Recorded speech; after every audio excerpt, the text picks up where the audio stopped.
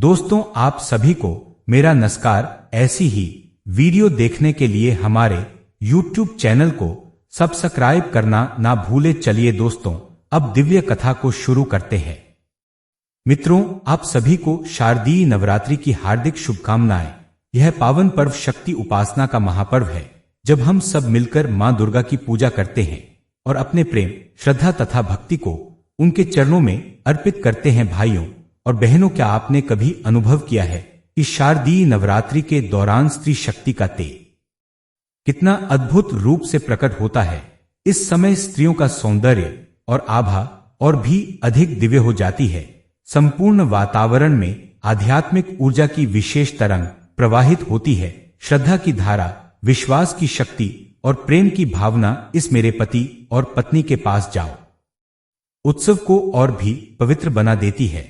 आप सभी को इस पावन नवरात्रि की हार्दिक मंगल कामनाएं। नवरात्रि केवल 9 रातों का पर्व नहीं है, बल्कि यह आदि शक्ति के महापूजन का महान उत्सव है। आदि शक्ति ही सृष्टि की रचना करने वाली, उसका पालन करने वाली और समय आने पर संहार करने वाली शक्ति है। यह पर्व हमें स्मरण कराता है कि हर जीव के भीतर असीम ऊर्जा का स्रोत छिपा है।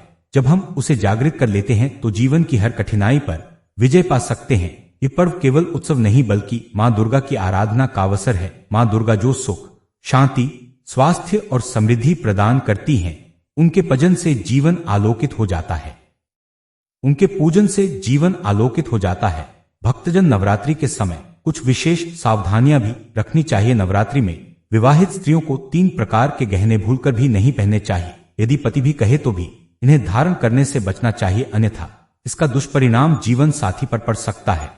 इसी प्रकार नवरात्रि के कुछ दिनों में कोई फल नहीं खाना चाहिए। यदि है, इसलिए आवश्यक है कि हम सब शास्त्रों में बताए गए नियमों को समझकर ही व्रत उपवास करें, तभी मां दुर्गा की कृपा हमें प्राप्त होती है। हिंदू पंचांग के अनुसार शारदीय नवरात्रि का विशेष महत्व है। इन दिनों मां दुर्गा के 9 स्वरूप मां शैलपुत्री, ब्रह्मचारिणी, चंद्रघंटा, कुष्मांडा, स्कंदमाता, कात्यायनी, कालरात्रि, महागौरी और सिद्धदात्री की उपासना की जाती है। मान्यता है कि इन 9 दिनों में मां दुर्गा की समस्त शक्तियां जागृत होती हैं, अतः पूरे विधि विधान से की गर्भ पत्ता दर मनोकामना को पूर्ण करती है। जरा माता गई पूजा हर मनोकामना को पूर्ण करती है। जय माता दी। भक्तजनों, इस वर्ष शारदीय नवरात्रि पूरे 9 दिनों तक मनाई जाएगी। इस पावन पर्व पर मां भगवती की विशेष पूजा अर्चना और आराधना की जाएगी। इस वर्ष शारदीय नवरात्रि का शुभारंभ सोमवार 22 सितंबर 2025 से होगा और इसका समापन 2 अक्टूबर 2025 को विजयादशमी के दिन होगा। मां दुर्गा की कृपा प्राप्त करने के लिए कलश स्थापना का विशेष महत्व है। इस बार घट स्थापना का शुभ मुहूर्त 22 सितंबर को प्रातः 6:09 से 8:06-3:26 तक रहेगा। इसके अतिरिक्त अभिजीत मुहूर्त 11:49 से 12:38 रहेगा। भक्तजन इन दोनों मुहूर्तों में से किसी भी समय कलश स्थापना कर मां दुर्गा की पूजा कर सकते हैं। अभिजीत मुहूर्त में कलश स्थापना करना विशेष रूप से शुभ माना गया है। जो भी साधक इस पावन समय में पूजा अर्चना करता है, उसे मां की असीम कृपा प्राप्त होती है। कहते हैं कि ऐसे भक्त को देव देवियों के आशीर्वाद की प्राप्ति होती है और उसकी साधना के पुण्य फल कई गुना बढ़ जाते हैं। चित्त और प्रखर बुद्धि का अधिकारी बनता है। नवरात्रि में क्या खाएं और क्या ना खाएं। अब प्रश्न आता है कि शारदीय नवरात्रि में क्या खाना चाहिए और किन नवरात्रि में एकपली के संबंध क्यों होता है। पुण्य कार्य जानिए। सच्चाई चीजों का सेवन वर्जित है। कौन से फल शुभ माने गए हैं और कौन से फल अशुभ, इसका विस्तार से वर्णन हम आगे करेंगे। इससे पहले आप सभी अपनी राशि कमेंट में लिखें।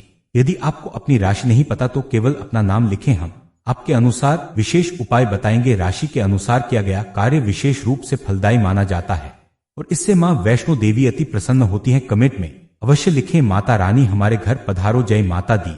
और इस सच्चाई में नवरात्रि व्रत में नींबू जलता है, लेकिन शुक्रवार को इसे छोड़ना ही उचित है। अब यह भी समझ लीजिए कि पानी पूरी क्यों वर्जित है। उसमें प्रायः लहसुन, प्याज और खट्टे पदार्थ मिलाए जाते हैं जो व्रत भंग कर पाप का कारण बनते हैं। इसलिए नवरात्रि और शुक्रवार को लहसुन, प्याज और खट्टे पदार्थों का सेवन ना करें। यहां तक कि यदि आप व्रत नहीं भी रखते तब भी लाल वस्त्र ही बिछाएं सफेद, काला या नीला नहीं, लाल रंग माता का अत्यंत प्रिय है। भगवान श्री कृष्ण ने भी कहा है कि जो भक्त माता रानी की पूजा लाल आसन पर करता है उसके घर में लक्ष्मी, वैभव, सौभाग्य स्थायी रूप से रहते हैं। ध्यान रखें, माता की पूजा में हरा नारियल नहीं चढ़ाना चाहिए। मां को केश युक्त नारियल अर्पित करना ही शुभ माना जाता है। इसे घर में लाना माता रानी का स्वयं आपके घर पधारना समझा जाता है। फल में नाशपाती कभी भी अर्पित ना करें, इसे अमंगलकारी और विनाशकारी माना गया है। माता की पूजा में अक्षत पूर्ण चावल के दाने का नवरात्रि में एकपली के संबंध क्यों होता है? पुण्य कार्य, शुभ तिथि, पर्व या नवरात्रि जैसे पावन अवसर पर अपने मुख्य द्वार पर स्वस्तिक अंकित करते हैं तो यह इस बात का संकेत होता है कि हम मां भगवती और लक्ष्मी जी का अपने घर में स्वागत कर रहे हैं। स्वस्तिक मां लक्ष्मी का प्रतीक है और इसे बनाने से घर में मां की स्थायी कृपा बनी रहती है। स्वस्तिक बनाने के लिए हल्दी या कुमकुम का प्रयोग करें। दोनों ओर स्वस्तिक बनाने के बाद उसकी विधि।